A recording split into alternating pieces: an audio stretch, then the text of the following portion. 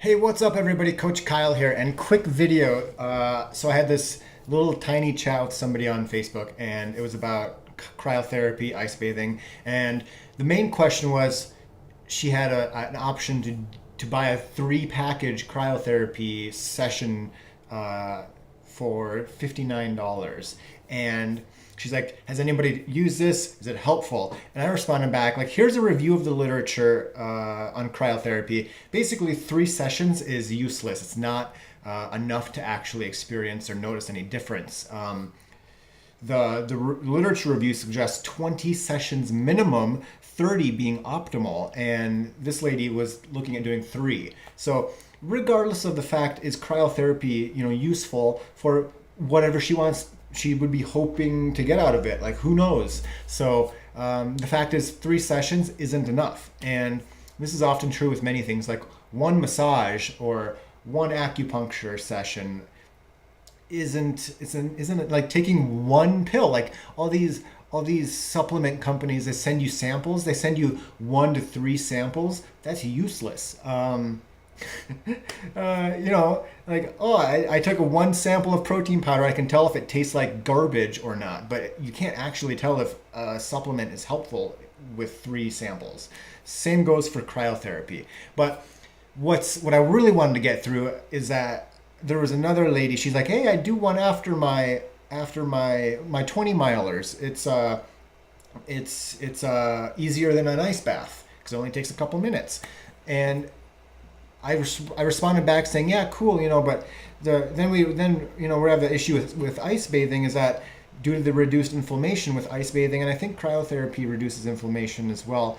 There's some research suggesting that this perhaps reduces your training adaptations. So you do this 20 miler, you go take an ice bath or a cryotherapy session, and you're potentially hindering the amount of benefit you got from that 20 miler. This has been shown, like reducing inflammation with non-steroidal anti-inflammatory drugs. Habitual use has been shown to hinder muscle growth because of the reduced inflammation, which is literally a response by your body to heal itself. So the lady said, though, but okay, that's cool, whatever. She basically ignored me and said, I've never noticed anything negative from doing cryo or ice bathing.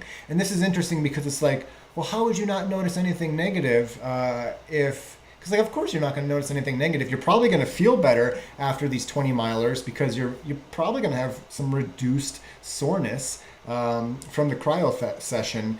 But, like, you're never going to actually be able to tell if you missed out on a little bit of improvement. Like, why don't you just run 18 miles, not feel as bad, not have to waste money on a cryo session, and you're getting the same benefit. So, who knows? It's possible. Probably not always the case that this is happening, but a big thing I suggest to people is that if you're training, long enough, hard enough, whatever, that you're feeling the need to do an ice bath or a cryotherapy session after a tempo run or a long run, you're probably just running too hard or too long. So, I mean, you're gonna feel better, you're gonna run better, reduce your injury risk if you train just a little bit less, just a little bit slower, rather than have to supplement your training with something to keep you, doing that level. Like, just train a tiny bit less, and you're gonna feel better. You're gonna save $60 for 3 sessions. So, kind of blabbing, but I hope something I said was helpful. As always, you keep running, I'll keep coaching. And if you're interested in talking about coaching, hit me up, kylekranz.com, hit that contact button, and let's chat about upping your accountability, your motivation, decreasing your injury risk. I want to work with you. I love working with runners all over the world. It's what I do for a living. It's awesome. And yeah, I'm done. Have a good day.